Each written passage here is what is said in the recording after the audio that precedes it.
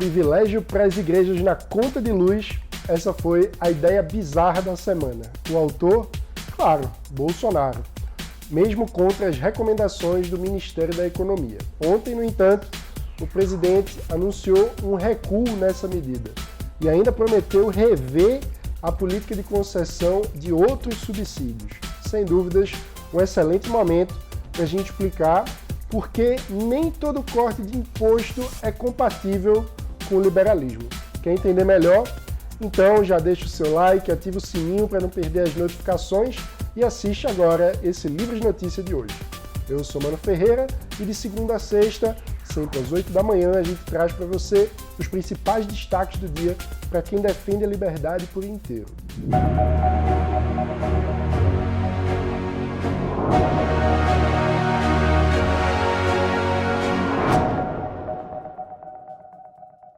Essa semana você deve ter visto no noticiário que o presidente Jair Bolsonaro andou defendendo um desconto no imposto da conta de luz das igrejas. Como muita gente bateu nessa ideia, ele acabou recuando ontem. E você pode estar pensando, o que é que os liberais do Livres acham desse assunto? Como a gente está cansado de dizer que o brasileiro já paga muito imposto e que a gente precisa, mais do que nunca, fazer uma reforma tributária urgente para recuperar o ambiente de negócios do país, talvez alguns apressados concluam, então, que se é para cortar imposto é bom e o Livres defende. Bem, o fato é que nem sempre isso é verdade e esse é um belo exemplo, porque um outro princípio muito importante do liberalismo e também do Livres, inclusive é um dos nossos 10 compromissos fundamentais, é a noção de igualdade perante a lei. Quando o governo corta o imposto de João, mas não corta o mesmo imposto de Maria, o que acontece na prática é que Maria vai pagar a conta de João. Então pense comigo, se o governo Bolsonaro queria cortar o imposto da conta de luz das igrejas, quem é que vai pagar essa conta? É você mesmo. Para dar o benefício para as igrejas, a conta de luz ia ficar um pouquinho mais cara para todo mundo, para cada um de nós da população. Será que isso realmente seria liberal? É claro que não, né? Além de não ser muito liberal, inclusive essa lógica também não parece ser tão cristã assim.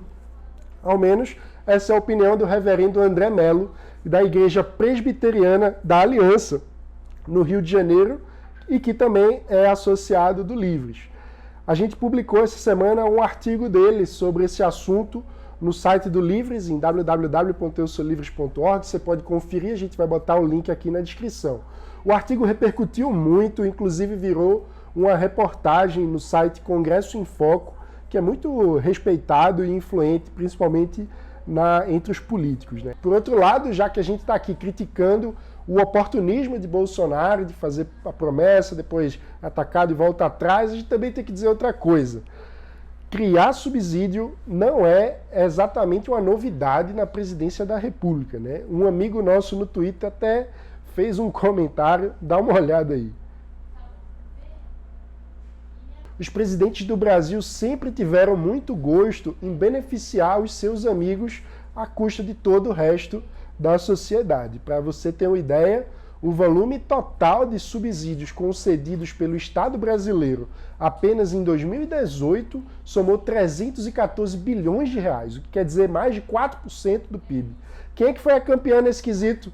Ela mesma, a ex-presidente Dilma, responsável pela maior catástrofe econômica do Brasil em um século.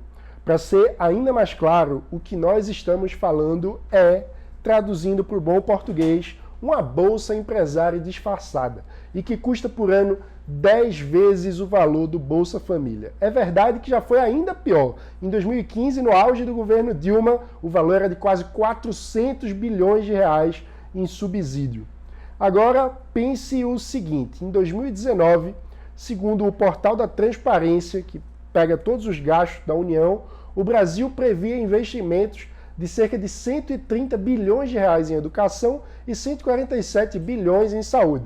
Fez a conta, basicamente, o custo do subsídio anual do Bolsa Empresário é maior do que todo o orçamento previsto para saúde e educação somados. Esse é o tamanho do descalabro. Para entender um pouco melhor o impacto econômico disso, a gente vai ouvir agora o comentário do economista Leonardo Regazzini. Ele é professor de economia da UFAM e conselheiro do Livres.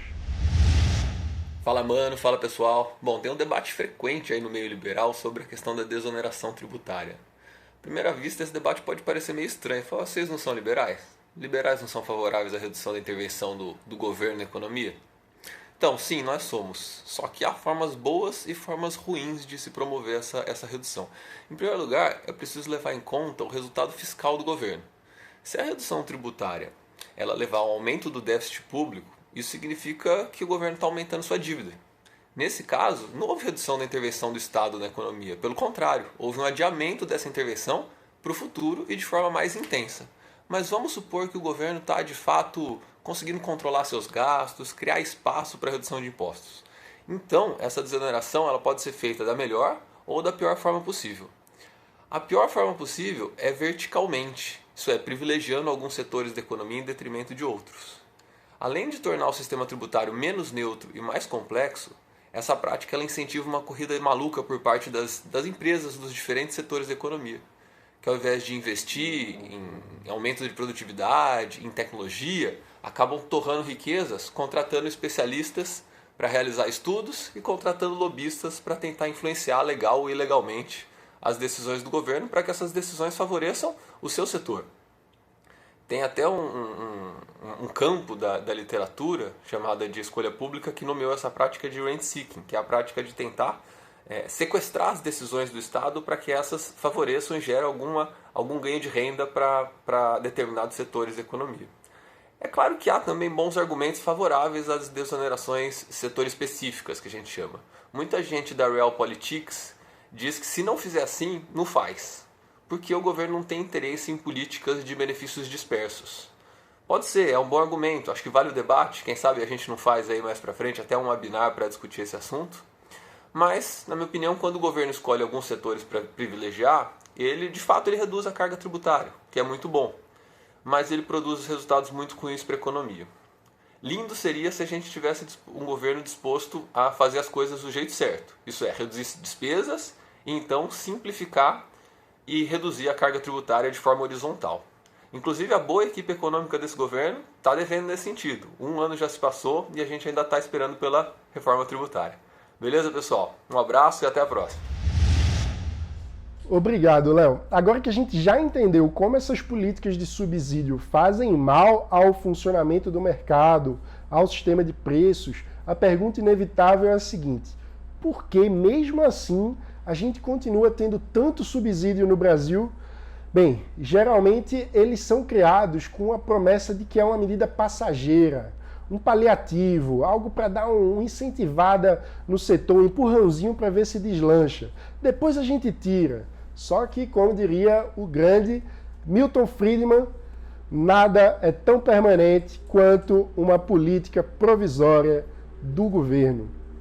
Para entender melhor essa dinâmica e a dimensão política dos subsídios no Brasil, vamos ouvir o diretor de Políticas Públicas do Livres, Magno Cal. Bem, mano, os subsídios estão longe de ser uma novidade brasileira ou uma novidade deste século. Eles são ferramentas preferenciais do governo quando querem favorecer um determinado setor, uma determinada região ou uma determinada empresa.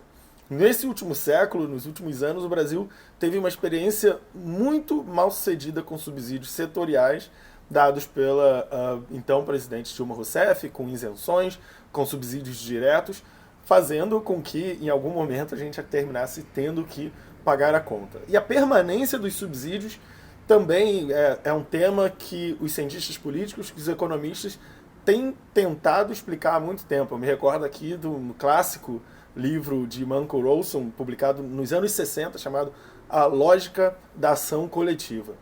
Um dos principais pontos descritos por esse livro é a ideia dos custos dispersos e dos benefícios concentrados. O que dizia Olson então, naquela época? Ele dizia que a lógica de quem tem ação de minorias que conseguem atuar politicamente são aquelas que mais tem a se beneficiar. Então, se a gente tem um benefício para dar a um setor, é lógico que aquele setor vai se mobilizar politicamente, que vai ter todo o interesse, porque serão diretamente beneficiados. Se você divide a conta por todos os brasileiros, é claro que cada um dos brasileiros terá um incentivo muito pequeno para se mobilizar, para prestar atenção naquele tema. Então, um setor que vai ganhar 190 milhões de reais tem muito mais incentivo para se mobilizar politicamente do que cada brasileiro que vai perder apenas R$1 nessa política. Então, a política do subsídio acaba permanecendo porque os agentes políticos pressionados por setores que vão ganhar muito dinheiro com essa ação são muito mais ativos do que cada um de nós que acabaremos pagando a conta. Então, quando a gente fala de isenção de impostos para determinado setor, é óbvio que os lobistas daquele setor vão atuar para obter aquela isenção. Quando a gente fala de subsídios diretos do Tesouro para um determinado setor, é claro que aquele setor que receberá o subsídio tem muito mais incentivo para se tornar ativo. Por outro lado, os brasileiros que pagam seus impostos mal notarão que estão pagando aí R$5, R$6 cada um, e no final das contas pode se tornar um benefício milionário de centenas de milhões de reais para determinado setor. Então, a permanência de determinada política que gera muitos dividendos políticos para quem os sanciona, gera muitos benefícios econômicos para aqueles que os recebem, mas são quase invisíveis para aqueles, nós todos, que pagamos a conta. No lugar de querer se dar bem influenciando as regras do jogo para ter um benefício específico que é pago pelas costas de todos os outros, a gente espera conseguir melhorar as regras do jogo para todos no Brasil, com igualdade perante a lei. Por isso, o Livres vai continuar, como sempre, empenhado em debater alternativas que sejam concretas e viáveis para ajudar a avançar reformas liberais no país, que simplifiquem o nosso sistema tributário, que deixem as regras mais justas e que coloquem o Estado brasileiro a serviço dos indivíduos e não se servindo dele, especialmente no caso dos mais pobres. Esse foi o Livres Notícia dessa quinta-feira, 16 de janeiro de 2020. De segunda a sexta, sempre às 8 da manhã, a gente traz para você os principais destaques do dia para quem defende a liberdade por inteiro. Obrigado e até amanhã.